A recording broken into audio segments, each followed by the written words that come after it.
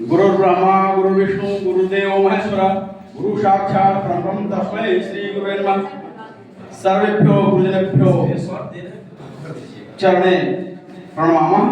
सभी गुरुजनों के चरणों में कोटि प्रणाम करते हुए यहाँ पर सबसे मुख्य चीज सभी गुरुजनों ने अपने विचार व्यक्त किए, बहुत आनंद आया। और सत्संग के निमित्त यह जो सभा है वह निश्चित रूप से अपने चरमोत्कर्ष पर है, गुणवत्ता के मामले में, तत्व मीमांसा के मामले में। लेकिन नवाचार के संदर्भ में जो भी बातें हो रही हैं, कई बातें आई कि कुछ लोग दबाव में, कुछ लोग सहजता के द्वारा। तो निश्चित रूप से गुरु एक ऐसा शब्द है, हुम अनंतकार रोमान प्रकाश तम सोमा ज्योतिर्गमय मृत्युर्मा मृतंगमय। गुरु को कभी दबाव महसूस नहीं करना है।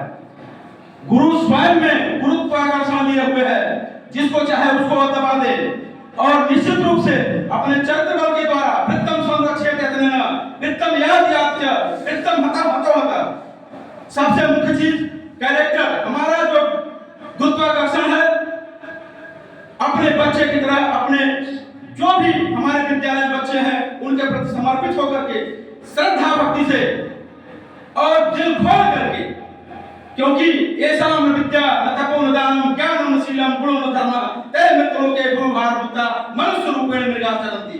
हमारे गुरुजन निश्चित रूप से अपना दिल खोल करके, झोला खोल करके न चौहाजम न चिराजहाजम न भ्रातृभाजम न भारकारी वेदते बल धरयो नित्यम विद्याधनम सर्वधन प्रदानम।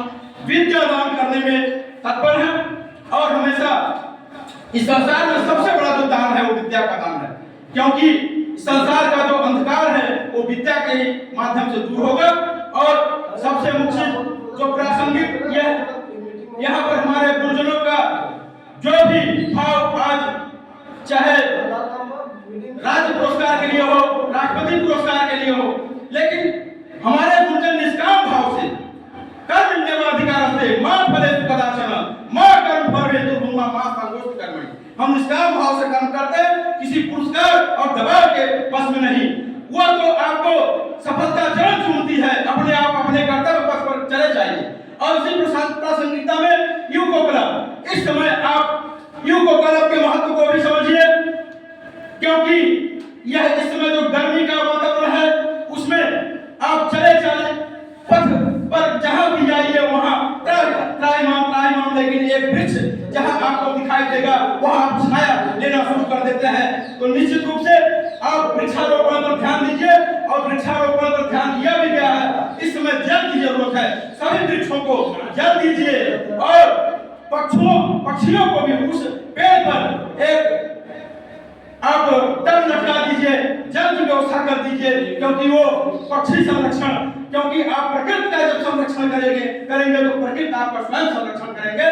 तो ये सब प्रकृति, पक्षी, पशु, इनका भी हमको संरक्षण करना है और ये मूल्य अपने बच्चों में भी डालना है। और हमारे विद्यालय के बच्चे, विडंबना यह है थोड़ी जगह की कमी है, लेकिन हमारे प्रधानाध्यापक महोदय के सहयोग से तमाम व्यवस्थित ढंग से अभी 2-3 महीने पहले तमाम वृक्षों को लाया गया, टहलिया, चहलिया, गुलदाउदी, गुलाब इत्यादि, और सबका संवर्धन हो रहा है, सब व्यवस्थित ढंग से चल रहे हैं। तो युको क्लब पर निश्चित रूप से आप जो है पर्यावरण को जब आप ध्यान देंगे तो निश्चित रूप से यह सारे पर्यावरण आपके सुरक्षित होते चले जाएंगे। और उसी प्रकार से हमारे बच्चे भी एक वृक्ष के समान उनको पल्लवित पुष्पित करना है, उनको उनका लालन पालन करना है।